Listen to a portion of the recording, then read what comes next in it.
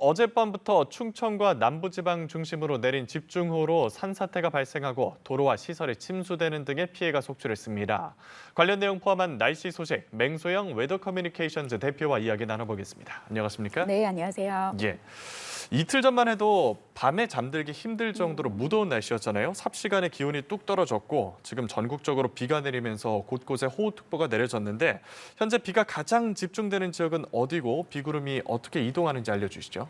조금 전까지 한 30분 전까지만 해도 충청 지역으로도 폭넓게 호우주의보가 내려질 정도로 많은 양의 비가 이 중부와 남부로 오르내리면서 강하게 발달을 한 상황이었는데요. 예. 더 그 비구름에 강하게 발달된 그런 이제 요소들이 이제는 남쪽으로 좀 이동을 하면서 충청도 지역의 호우주의보는 12시 반에 해제가 되고 있는 그런 상황입니다. 주로 강한 비구름대는 호남과 영남 지막에 머물러 있는 그런 상황인데요. 이들 지역에 1시간 내리는 이제 강수량, 보통 이제 비의 강도를 표현을 할 때는 1시간에 얼마만큼의 비가 내렸느냐를 보고 판단을 하는데 예. 지금 전라남도 지역 같은 경우에는 53.5mm의 비가 1시간 만에 내렸다고 하면은 거의 뭐 극한호우 수준의 강한 비가 내리는 상황이고 그 밖에 대부분 지역으로도 시간당 20에서 많게는 50mm 안팎의 비가 1시간 만에 내리면서 집중적인 비가 주로 호남과 경남 지역에 내려져 있는 그런 내리고 있고 또 호우주의보까지 내려져 있는 상황입니다. 예. 지금 영남 지역으로는 앞으로 바람의 강도도 강해지게 됩니다. 영남 이제 넓은 지역으로 강풍주의보가 확대 발효될 가능성이 높고요. 그나마 다행히도 경남 해안 지역을 중심으로 내려졌던 폭풍 해일주의보는 좀 해제가 되고 있는, 그러니까 해안가의 너울은 좀 잦아들고 있는 상황이지만 이 잦다라는 말이 조금 아직까지는 우려스러운 것이 해안의 풍랑특보는 여전히 유지가 되고 지속되고 있는 상황이기 때문에 여전히 많은 비와 함께 해안가 혹은 저지대의 주변에 계시는 분들은 좀 대비를 하시고 위험한 곳은 가시지 않는 게 좋겠습니다. 예, 며칠 전까지만 해도 폭염 관련 내용으로 주를 이뤘는데 지금 내리는 비가 장마철 수준, 어떻게 보면 그 이상으로 도로가 곳곳에 잠기는 수준의 비가 내리고 있거든요. 갑자기 왜 이러는 겁니까? 그렇죠. 보통 이제 기상청에서 말하는 집중호우라고 하는 일반적인 학문적인 정의는 1시간에 30mm 이상의 비가 와도 집중호우라고 하고요. 그리고 하루에 80mm 이상 혹은 연강 수량의 10%, 보통 1년 동안에 우리나라 평균적으로 한 1,300mm의 비가 내린다라고 하면 여기에 10%에 해당되는 130mm의 비가 하루 동안에 내려도 엄청난 우리나라 기후 수준으로 봤을 때는 집중호우입니다. 그런데 어제 자정부터 내린 이틀이 채 되지 않는 기간 동안에 내린 누적 강수량을 좀 살펴보면 제주 산간 지역, 아무래도 좀 태풍의 간접적인 영향을 받는 이런 지역에는 500mm가 넘는 비가 내린 상황이고 그 밖에 서울 경기 지역도 200mm 가깝고요. 강원도 지역으로는 300mm. 물론 어제 좀 강한 비구름대가 중부지방에 머물러 있었고 이제는 남부지방으로 조금 폭넓게 발달을 하면서 이제 충청과 남부지방으로 이어지고 있는 상황인데요.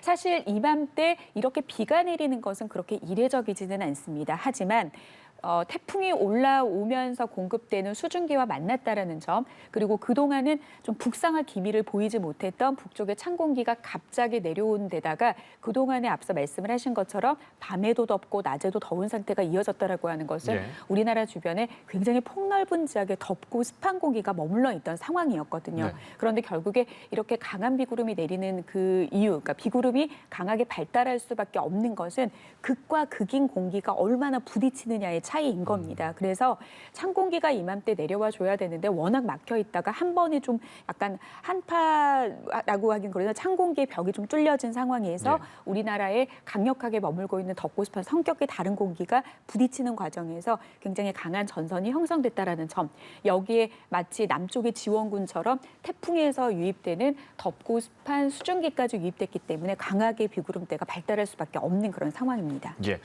우리나라 위에 뜨거운 공기가 너무 오랫동안 머물러 있어서 서서히 내려와야 했던 찬 공기가 갑자기 내려오면서 강하게 부딪혀서 이런 비구름을 형성했다가 요약을 할 수 있겠군요. 예, 지금 산사태도 발생하고 도로, 시설 등이 침수가 되는 등 피해가 속출하는데 주민 대피령까지 내려진 곳이 있습니다. 문제는 앞으로도 비가 더 올 예정인데 어떤 점을 주의해야 할까요? 그래도 대부분의 지역은 오늘 좀 비가 그칠 겁니다. 하지만 제주도 지역 같은 경우는 다음 주 월요일까지 최대 한 120mm, 산간 지역 앞서 말씀드린 대로 이들 지역으로는 지금 500mm가 넘은 양의 비가 내렸기 때문에 추가적으로 120mm 이상의 비가 내리게 된다라고 하면 거의 뭐 800에서 1000mm에 육박하는 비가 내리기 때문에 좀 주의가 필요한 상황입니다. 대부분 지역 30에서 많은 곳은 100mm, 그리고 비구름이 보통 동쪽으로 빠져나가는 과정에서는 동풍이 유도되기 때문에 우리나라에서 가장 비가 오랫동안 남아있는 지역은 강원도 동해안 내지는 경북 동해안 지역, 그리고 이들 지역으로는 산이 위치하고 있기 때문에 비구름이 좀 발달하면서 이들 지역에는 좀 많은 비가 150mm 이상까지 내일까지 좀 예고가 되고 있는 그런 상황인데요. 물론 지금 뭐 200mm에 가까운 비가 내렸다고 하는 상황에서 앞으로 뭐 80mm 정도 비라고 하면 상대적으로 좀 비의 양이 이제는 적구나라고 생각하실 수 있겠지만 이미 많은 땅들이 물기를 많이 머금고 있는 그런 상황입니다. 그러니까 산사태 위기 경보가 경계 단계, 보통은 관심주의 경계 심각 4단계에서 정부가 중앙 대책, 그러니까 중대위를 만들어서 이제 관리를 하게 되는데 세 번째 단계로 지금 단계가 내려져 있고 지금 곳곳으로는 산사태 주의보 경보가 내려져 있다라는 상황은 이미 많이 내린 비로 인해서 토양이 머금을 수 있는 수분량을 100으로 봤을 때 80% 이상이 이제 산사태 주의보, 그리고 100%가 경보인 건데 이미 많은 토양을 머금고 있는 그런 상황이라는 겁니다. 그렇기 때문에 앞으로 추가적으로 내리는 비의 양도 비의 양이지만 이미 지반이 머금고 있는 수분량이 많이 다다르기 때문에 좀 지반이 꺼지는 현상이라든지 무너지는 현상, 이런 것들이 이제 빈번하게 이후에 내리는 비와는 상관없이 발생할 가능성이 굉장히 높습니다. 그래서 뭐 산 비탈면이라든지 그리고 공사하는 주변 그런 위험한 지역은 접근하시면 절대 안 되고요.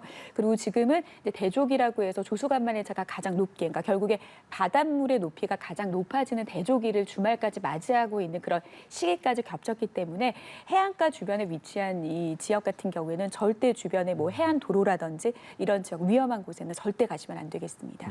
말씀하신 지반이 내려앉는 땅꺼짐 현상에 대해서 조금 더 여쭤보고 싶은데 부산 지역에 지금 트럭 2대가 통째로 빠진 땅꺼짐 현상이 발생을 했거든요.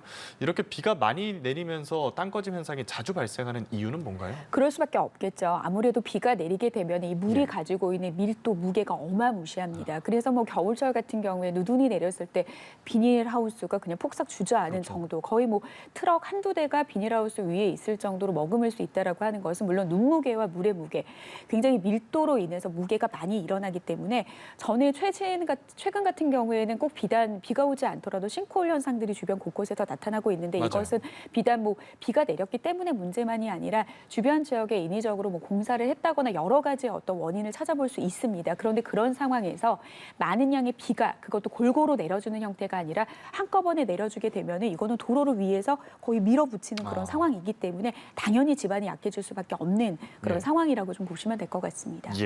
이번 주말까지 바닷물 높이가 상승하는 대조기까지 겹치면서 추가 피해가 우려되는데 일부 해안에서는 폭풍 해일도 나타날 수 있다고 합니다. 각별한 주의가 필요해 보여요. 그렇죠. 어제 같은 경우에는 경기 서해안 지역, 인천 주변 지역으로 폭풍 해일 주의보가 내려져 있는 상황이고 지금은 이제 강한 회오리성 저기압이 남부지방, 그러니까 남해안 지역을 지금 관통하기 직전의 상황이기 때문에 이들 지역으로 거센 물결이 높아지고 있는 상황입니다. 그러니까 이렇게 저기압이나 태풍급의 저기압이 오지 않다 하더라도 이들 지역에서는 한 달에 2번, 보통은 이제 대조기와 소조기, 그러니까 결국에는 이렇게 조수간만의 차가 벌어진다라고 하는 것은 약 한 달 주기로 지구 주변을 달이 돌기 때문에 태양과 지구와 달이 일직선이 되는 그 시기에 2번의 시기가 보름 간격으로 대조기가 나타나기 마련이고요. 그리고 태양과 지구와 달이 수직 관계가 나타날 때 소조기, 그러니까 그때는 이제 바닷물의 수위가 낮아지는 그런 시기이겠죠. 그러니까 지금 같은 경우에는 가뜩이나 지금 대조기가 만나는 그런 시기에 맞춰서 찬 공기와 더운 공기의 극한 대립으로 만들어지는 전선 형태의 강한 비, 여기에 태풍에서부터 소멸된 저기압까지 우리나라로 다가오면서 이 저기압의 영향으로 계속해서 남쪽에서는 이 비구름의 연료가 되는 덥고 습한 수증기를 계속 공급하는 꼴이 되고 있는 그런 상황인 거거든요. 그래서 지형적으로 비구름이 강하게 발달할 수 있는 곳에서는 그 주변 지역과 전망 몇 킬로미터 차이가 안 는 지역에서도 1시간에 강한 비구름대가 발달할 수 있으니까요. 오늘까지는 특히 이제 남부지방 같은 경우에는 100mm가 넘는 그런 많은 양의 비가 예고가 되고 있는 상황이기 때문에 가급적이면 외출하시지 마시고요. 그리고 위험한 곳에 접근하시지 않는 그런 주의가 좀 필요한 상황입니다.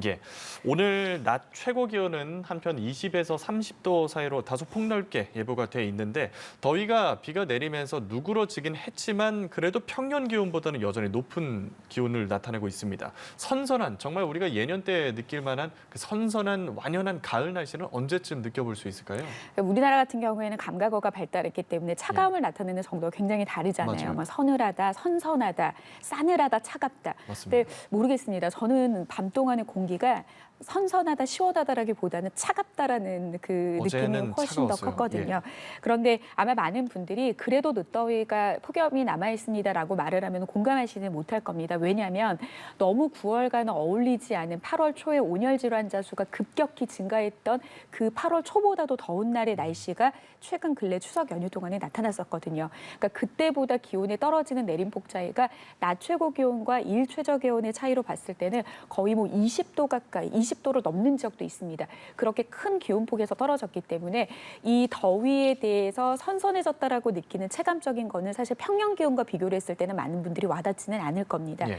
일단 오늘 느꼈던 갑자기 추워졌던 이런 차가움의 날씨가 사실 이맘때 나타나야 될 날씨였는데 이게 갑자기 찬 공기가 확장을 하면서 이제 하루 만에 느꼈기 때문에 굉장히 감기 환자가 늘어날 정도로 차가움을 많이 느낄 텐데요. 네. 일단은 이제 앞으로는 30도 좀 언저리까지 올라가는 지역은 있을 수는 있겠지만 눈에 띄게 30도로 넘는 지역은 없습니다. 하지만 이맘때 원래는 한 25도를 살짝 넘어야 정도가 되는 그런 기온이 낮 최고 기온이 나타나야 되는데 지금까지는 이 기온이 밤에 나타나고 있었던 그런 상황이거든요. 예. 그래서 이번 주말까지는 비와 함께 좀 선선함보다는 차가움이 느껴질 정도의 날씨가 좀 이어지다가 다음 주부터는 본격적으로 이제는 고기압, 이제는 예전에는 좀 따뜻한 고기압의 영향을 받았다라고 하면 이제는 본격적으로 대륙에서 확장한 차가워진 공기의 고기압의 영향으로 밤낮으로 일교차가 크게 벌어지기도 할 거고요.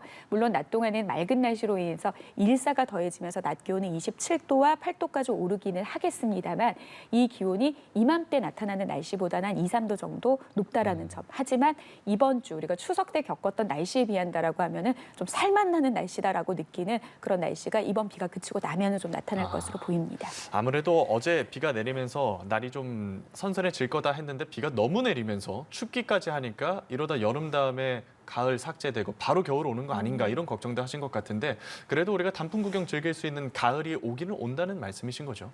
가을의 시기도 그러니까 사실 우리가 가을과 봄이 굉장히 짧아졌다라고 하지만 과거의 날씨의 그 가을의 일수를 비교해 보면 과거와 지금과는 가을의 일수는 사실 크게 줄어들진 않았습니다. 예. 근데 이제 겨울이 추웠던 겨울의 일수가 좀 줄어들다 보니까 그 시기가 짧아졌기보다는 이제 겨울 쪽으로 좀 뒤처지는 그런 이제 속도라고 좀 보시면 될 것 같은데요. 일반적으로 9월 한 25일 정도가 지나게 되면은 이제 날씨가 선선해짐으로써 보통 일 최저 기온이 5도 아래로 떨어져야지 단풍이 물들기 시작을 하거든요. 예. 근데 강원도 지역 같은 경우는 10도 아래로 떨어지기가 지금 힘든 상황이었기 때문에 단풍이 물들기가 힘든 그런 날씨 상황이었습니다. 근데 그래도 이제 선선해진 날씨로 인해서 강원도의 첫 단풍, 보통 첫 단풍은 산 정상에서부터 한 20% 정도가 물들었을 때도 첫 단풍이라고 하는데 이제 설악산 같은 경우에는 9월 30일부터 첫 단풍을 보실 수 있을 것 같고요. 남부지방 같은 경우에는 좀 이보다도 훨씬 늦은 한 10월 중순은 지나야지 좀 첫 단풍을 볼 수 있을 것으로 보이고 이 단풍과 절정의 시기는 한 2주 정도의 시간이 걸리기 때문에 예. 좀 온전한 전국 곳곳에서의 완연해진 가을이구나 단풍을 볼 수 있구나라고 하는 시기는 아무래도 좀 10월 말, 11월 초가 될 것으로 보이기 때문에 시기가 한 5일에서 3일에서 5일 정도 좀 뒤처질 것으로 보입니다. 알겠습니다. 여기까지 들어보겠습니다. 비 피해와 관련한 내용 포함한 날씨 소식 오늘 맹소영 웨더 커뮤니케이션즈 대표와 이야기 나눠봤습니다. 오늘 말씀 고맙습니다.